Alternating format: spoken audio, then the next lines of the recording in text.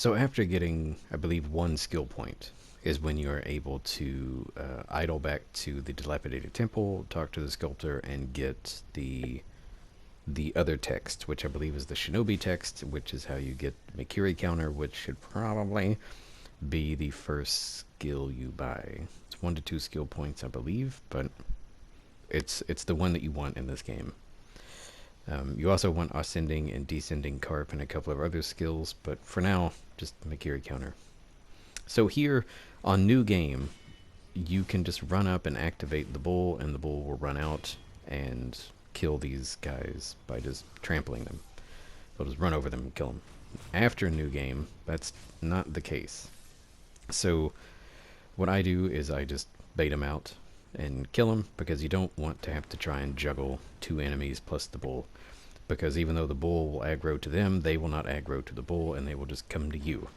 And it's kind of a pain in the ass. So with the bull, he will have an attack where he will run at you and flick his head, and you can deflect it for a stun and get some hits off on his face, which is where he takes the most damage. This is it right here. Now, if you didn't spend the 500 sin at the mob to get the firecrackers, and then have the sculptor put them on, I guess, for you, it's not a big deal. You don't need firecrackers here. They can be useful, but they're not mandatory or anything. So important to note, where if you just block his head flick, you're going to take more damage. You're going to take fire damage. So you want to make sure that you're deflecting and not just blocking, and you certainly don't want to get fucking hit by it, or else you're going to take some damage, and it's not going to be fun. So yeah, I mean, just deflect his head attacks, and you can always just smack his ass, just stay on his backside, but he doesn't take as much damage, and it's just longer. The fight will be longer, and trying to find those windows of opportunity to get him sort of, I guess, situated against a wall so that you can smack his ass without him turning around quickly and flicking his head into you. It can just be a little annoying. So if you know how to deflect his head, it's fine. So you have some options here. You could have grappled over the bridge and gone to Senpo or Mibu.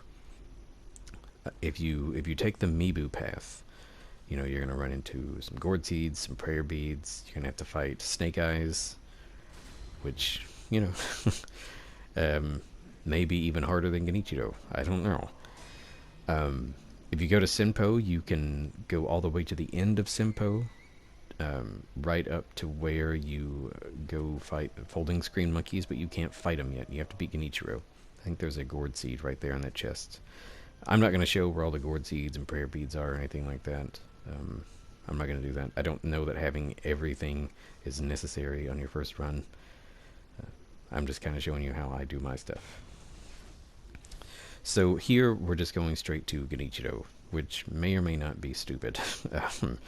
Genichiro is sort of the skill check at the halfway point of the game to see how well you can deflect and how well you can manage the aggressive dance that you have to do with some of these bosses. And I'll probably say this again, but once you know how to fight Genichiro, once that unlocks for you, then you sort of unlock the rest of the game, and it makes far more sense, and you will struggle significantly less with what comes after Genichiro, no matter where you fight him.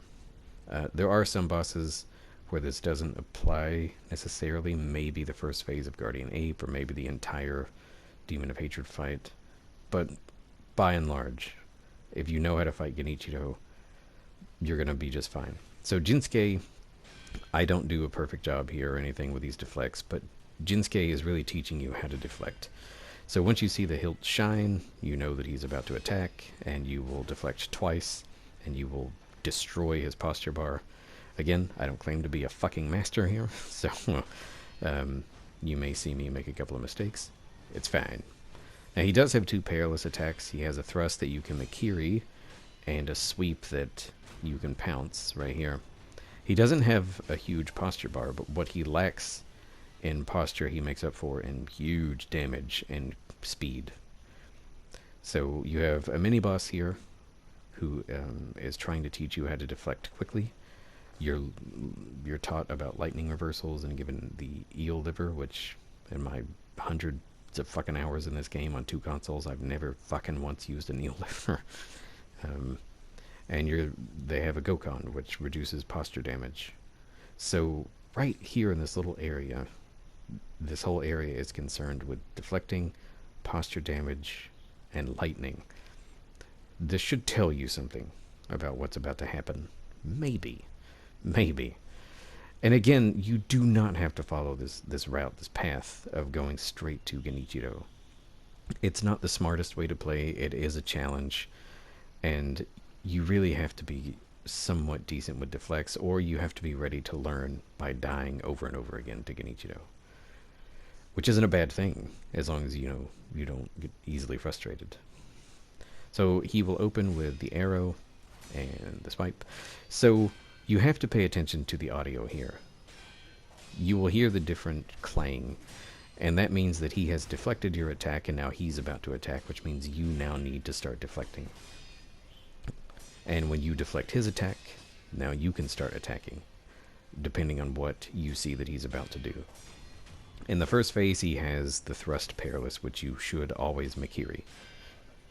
In the second phase, he has this. He will introduce the sweep, so you just jump and pounce. He will still do the thrust, just not all the time.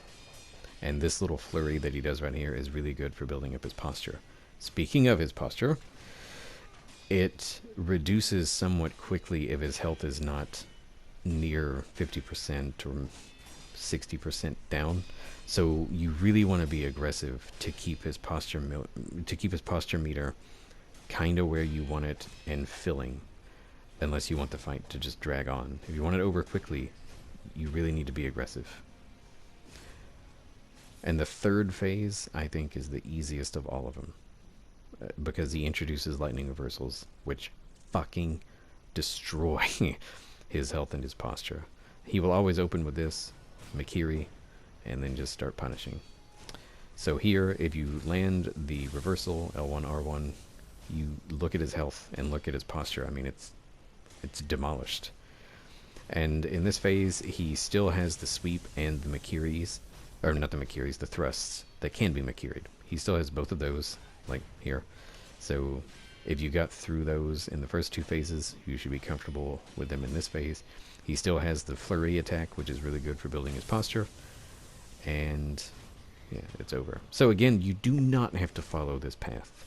You can go to other areas of the game. You can explore. You can do whatever you want. This is just how I do it. And like I said, once you figure out Genichiro, and that makes sense to you, you've figured out the game. And everything after that will be much less difficult than it would have been had you just sort of got by Genichiro on luck. You know, you want to understand how to beat Genichiro, and then the rest of the game is just going to be easier. So I think next, Mibu and Simpo.